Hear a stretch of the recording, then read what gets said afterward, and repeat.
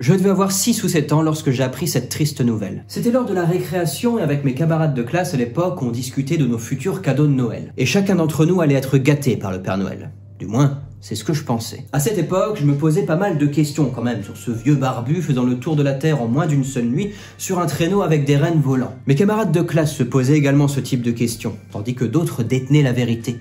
Et ils ont confirmé nos doutes. Ce n'était donc pas le Père Noël, mais mes parents qui déposaient mes cadeaux au pied du sapin le soir du 24 décembre. En apprenant cette désillusion, je ne me souviens pas avoir été triste. Mais c'était plutôt un mélange de fierté et de déception. Déçu que la magie en laquelle je croyais n'existait finalement pas, mais fier d'avoir découvert la supercherie. Ce qui m'a fait bizarre, c'est que mes parents m'aient menti délibérément. Pour mon bonheur, certes, mais un mensonge quand même. Est-ce bien moral tout ça? Il y aurait des bons et des mauvais mensonges? Est-ce que les enfants sont si crédules? Ou y a-t-il une symbolique derrière tout ça? Il y a un vieux débat derrière le fait de laisser croire ou non au Père Noël.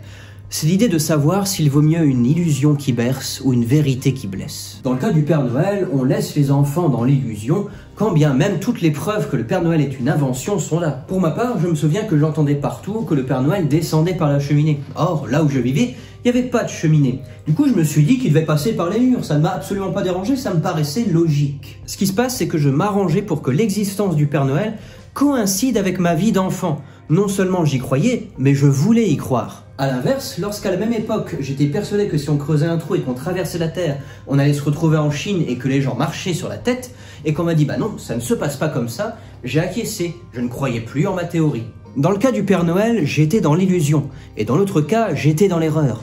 Comment les distinguer? Pour faire simple, l'erreur c'est un défaut de vérité, un manque de connaissance. Admettons que je ne sache pas l'heure qu'il est, je soupçonne qu'il est 14h alors qu'en fait il est 14h30, je l'apprends, je ne suis plus dans l'erreur, on m'a apporté cette connaissance. Mais l'illusion, c'est beaucoup plus puissant que ça. Déjà, le terme illusion vient du latin illudere, qui veut dire se moquer d'eux, se jouer d'eux. Le ton est dit.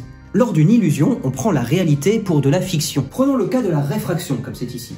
Vous savez très bien que le bâton n'est pas courbé, donc vous avez la connaissance, mais ça ne fait pas disparaître pour autant l'illusion. Comme je vous le disais, je voulais croire au Père Noël, mais c'était peut-être pas une illusion assez forte, ou mon désir d'y croire n'était pas assez puissant. Dans son livre L'avenir d'une illusion, Freud distingue l'erreur, l'illusion et l'idée délirante. Attardons-nous sur l'illusion, voilà ce qu'il dit. Nous appelons illusion une croyance quand dans la motivation de celle-ci, la réalisation d'un désir est prévalente. Ainsi, l'illusion répondrait à un désir, le désir d'y croire. Quand on se place du point de vue des enfants, le désir de croire au Père Noël. Mais du point de vue des parents, c'est quand même un mensonge.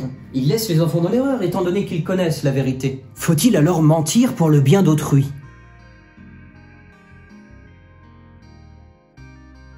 Vous allez me dire, ça dépend du contexte, et vous n'auriez pas tort.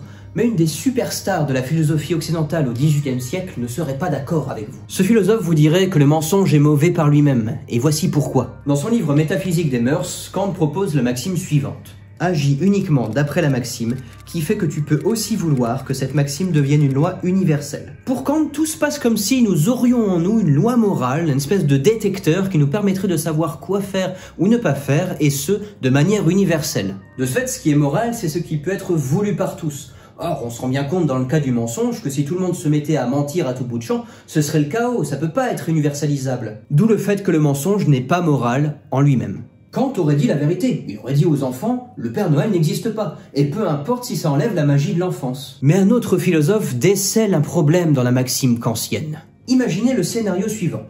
Un de vos amis se retrouve poursuivi par un criminel. Cet ami retrouve refuge chez vous.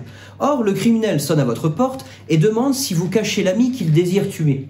Est-ce que vous lui diriez « Mais bien sûr, entrez donc, il est caché dans le placard, mais prenez place, j'ai fait du thé ». J'imagine que non, vous mentiriez et vous auriez raison. Cet exemple, c'est celui de Benjamin Constant dans son livre « Des réactions politiques ». Constant convient très bien que si mentir était universalisé, ce serait la matière fécale, disons. Le problème n'est pas tant de dire tout le temps la vérité, mais de la dire à tout le monde. Pour Constant, mentir n'est pas un devoir en soi, mais un devoir envers les personnes qui ont droit à la vérité. Et il dira la chose suivante. Dire la vérité n'est donc un devoir qu'envers ceux qui ont droit à la vérité.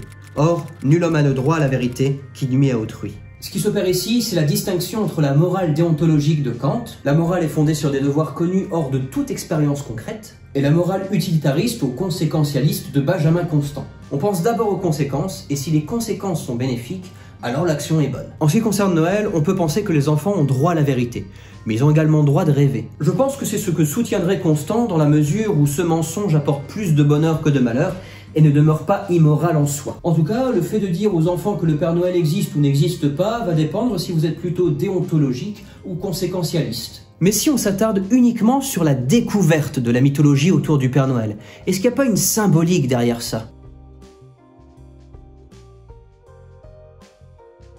Quand j'ai appris que le Père Noël n'existait pas et que j'ai fait part de mes découvertes à mes parents, ils m'ont souri comme si j'avais réussi une épreuve. Symboliquement, je passais du stade de la naïveté infantile au scepticisme adulte. J'avais découvert le secret, mais je ne voulais pas le dire aux enfants plus jeunes qui y croyaient encore. Ils devaient eux aussi réussir cette épreuve.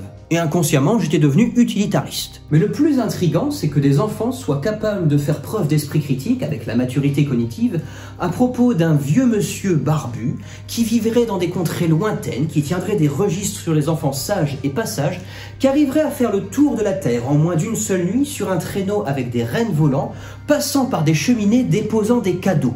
Et c'est vrai qu'avec le recul, on peut se dire, mais enfin, comment j'ai pu croire à des choses pareilles ? Mais surtout, une fois qu'ils découvrent la vérité, ils acceptent d'avoir été dans l'erreur et ils apprécient même découvrir cette vérité. Et pourtant, à notre époque, bon nombre d'adultes affirment sans vergogne qu'il existe des créatures humanoïdes qui sont en fait reptiliennes, qui agissent dans l'ombre pour gouverner le monde. Ou que la Terre n'est pas sphérique, mais en fait plate, et que nous ne sommes jamais allés sur la Lune. Alors que les faits sont là. Et vous savez quoi ? Je suis même pas sûr qu'un enfant croirait ce genre de choses.